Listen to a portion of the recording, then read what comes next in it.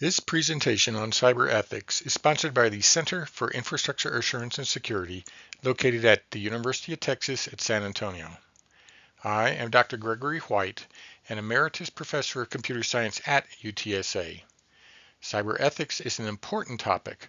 Our ethical understanding of the cyber realm impacts the way we deal with others and how we act on the Internet. Unfortunately, it is a topic that is not addressed frequently enough. In this presentation, I will present a background on ethics in general, and then will apply it to the cyber realm. I will also discuss codes of ethics for cyber that have been created by various organizations. Just to make sure we are all on the same page, let's start with a basic definition of ethics in general, as opposed to cyber ethics in particular. We can then move on to a discussion of cyber ethics. So, turning to the Merriam-Webster definition of ethics, we find these three definitions along with some others. Ethics can be viewed as a set of moral principles or values. Our own ethics will guide us in our daily lives in how we interact with others. It is the philosophy that we adopt that will guide us in our beliefs about how we should conduct ourselves. There is not a single framework that everybody agrees on in terms of how we view ethics. This chart provides a glimpse of some of the generally recognized frameworks people adopt. We don't necessarily make a conscious decision to follow one of these, we just gravitate towards one of them until we often unconsciously adopt it.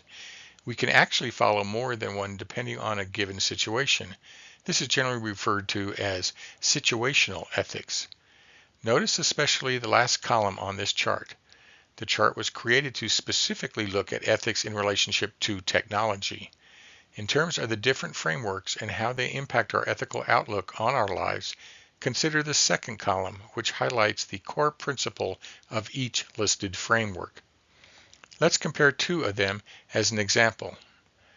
The first framework views our ethical behavior in terms of what will maximize our overall happiness or well-being, as well as the happiness and well-being of those we deal with.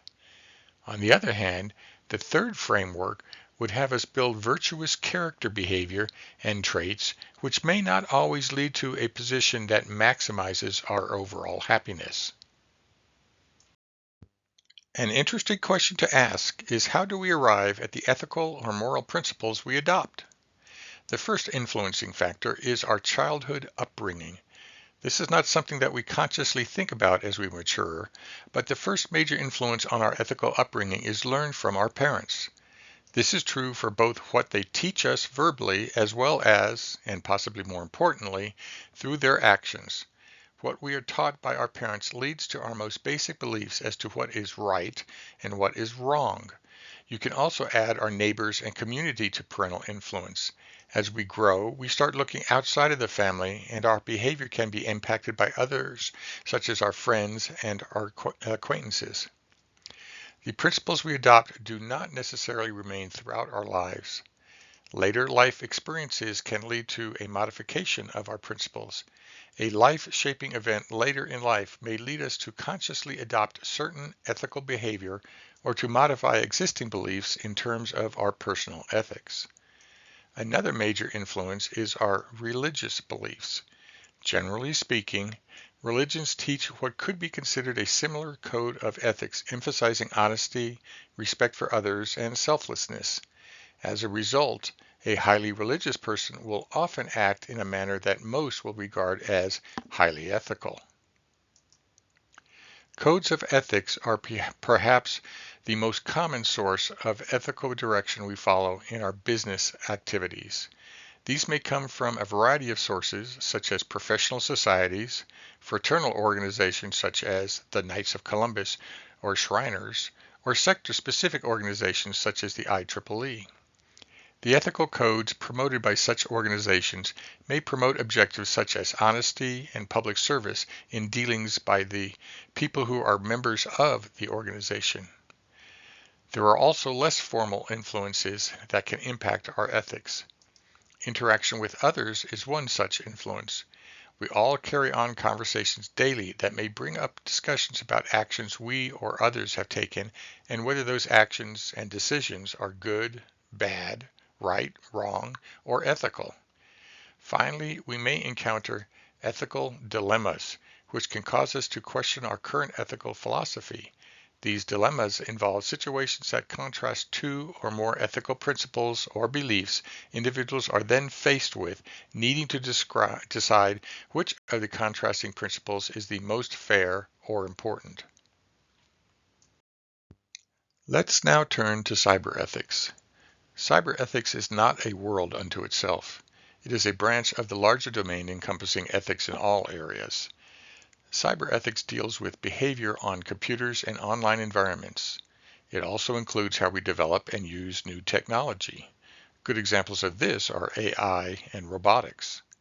Cyber ethics involves developing the principles to guide individuals and society in terms of their digital behavior.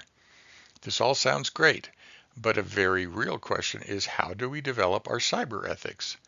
Who teaches us what ethical or moral behavior on the internet should be? How do we apply physical world ethical values to the cyber realm? What constitutes our community on the internet? As an example of an ethical decision in the cyber realm, take a look at this question. For those not familiar with access control on a Unix-based system, I've included a brief explanation.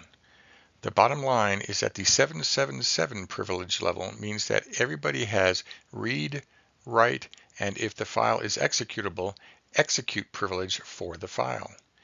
Go ahead and take some time to read the situation and the question.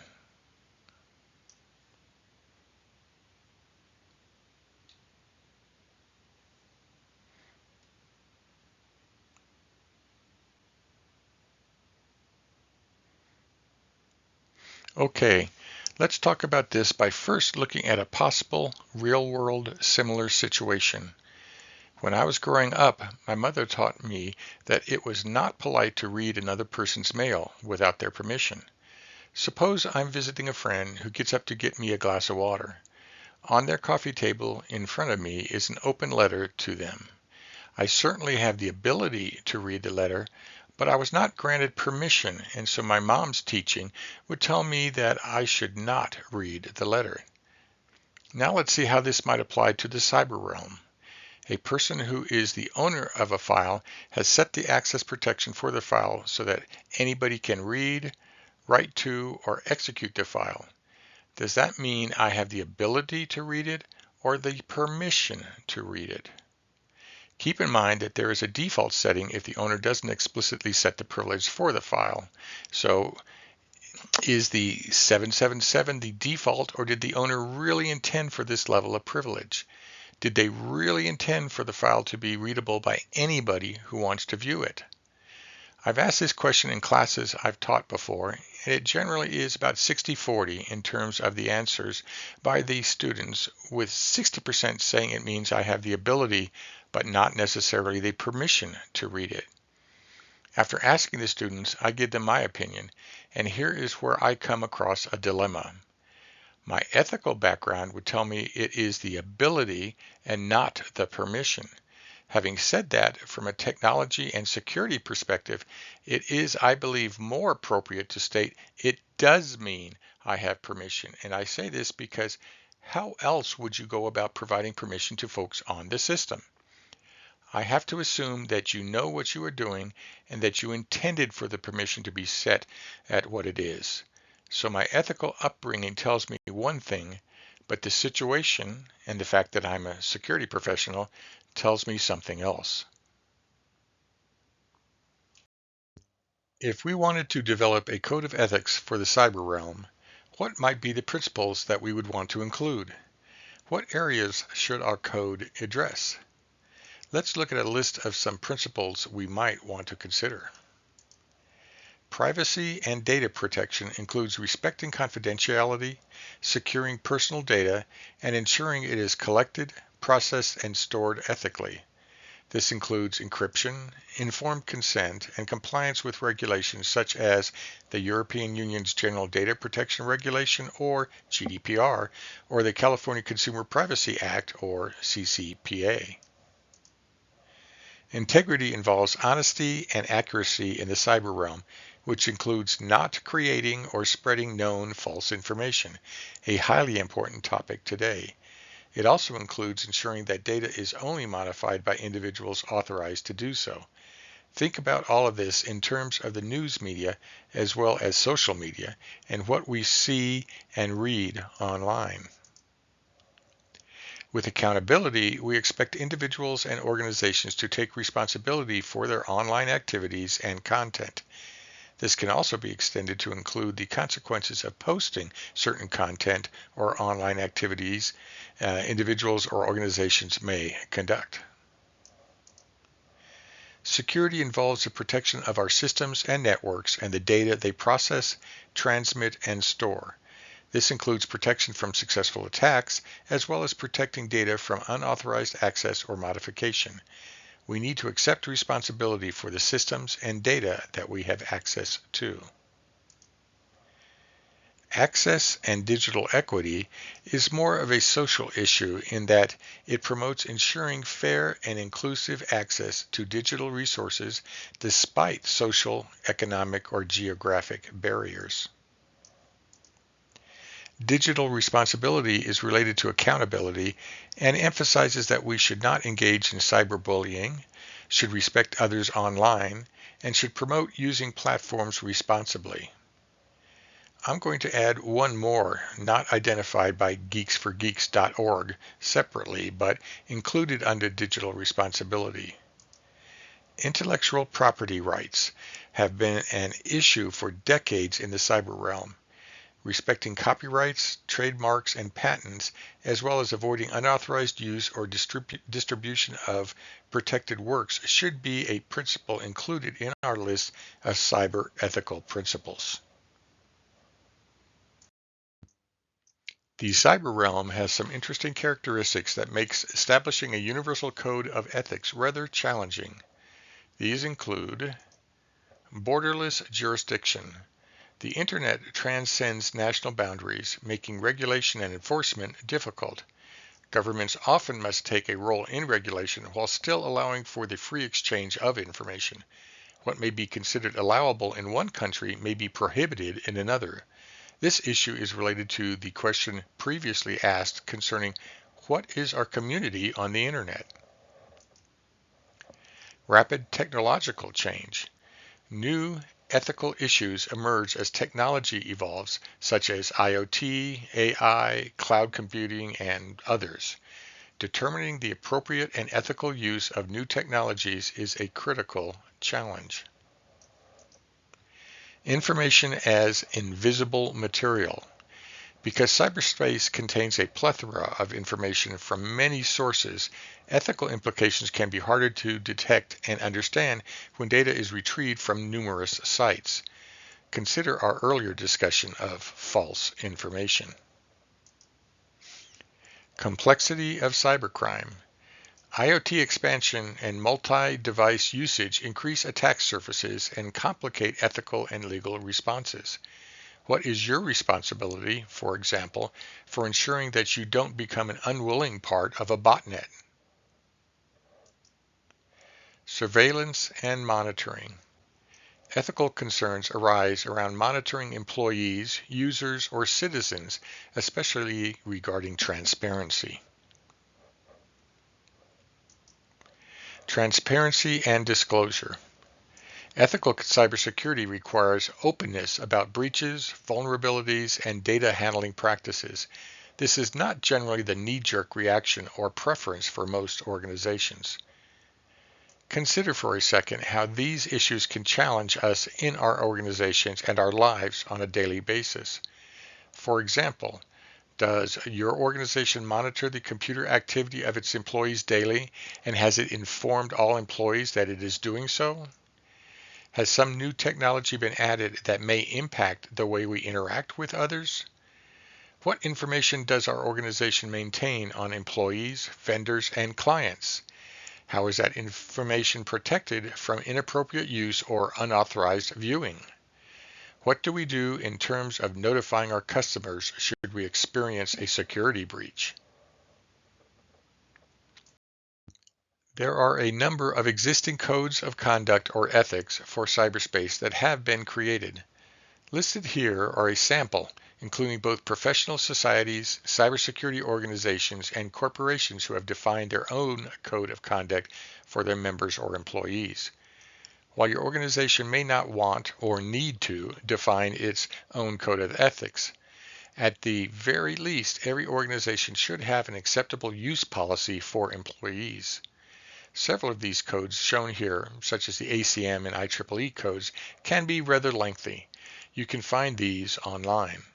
I would like to provide an example of the type of things that might be covered by a cyber ethical code of conduct by looking at the Computer Ethics Institute's 10 Commandments of Computer Ethics, which was created over 2 decades ago.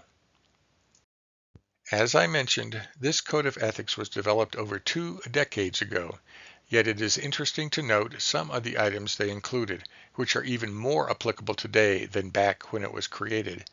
This is exemplified by number 5, which would address the concept of deepfakes as well as disinformation commonly seen today. Some of the commandments address other obvious concepts I've already mentioned, such as number 3, which would address the Unix example provided earlier. Number 4 might be viewed as the don't hack commandment. Number 6 and 8 address the intellectual property issue. And number 7 would include hacking, but could also extend to systems an individual has permission to access, but not necessarily all of the system's resources. The last 2 items on this list were not specifically addressed previously, but are very interesting to consider. They really speak to the question of what is morally acceptable on the internet and with computing and programming in general. For those who may not have had the opportunity to create an acceptable use policy, here is a sample template of the type of things you might want to include. There are a number of templates and examples that you can find online. I offer this as just one simple example from the site indicated. The topic of ethics is an interesting one for which there is no universal standard. Having said that, there are some things that we could probably come to a general consensus on. The very nature of the internet contributes to the challenge, and we've all seen examples of this. I'm sure that we all have seen an email somebody sent or post someone uploaded that includes a statement or is conveyed in a tone that the person would never have said or used if they were with people publicly. The fact that we are facing a monitor and not a person seems to bring out the worst in people, and we end up saying or doing things we would not do if we were facing the person we were addressing. If your organization does not have an acceptable use policy, I would encourage you to create one and provide training on it for your employees so they understand what is expected. In our private lives, before you hit send on anything, take a breath and one final look at what you typed and think whether this is really something that you should say. I appreciate the opportunity to talk about this topic for a few minutes. If you have any questions, feel free to contact the CIAS. Our goal is to be a source of help for the community in security and related topics such as the one discussed in this video.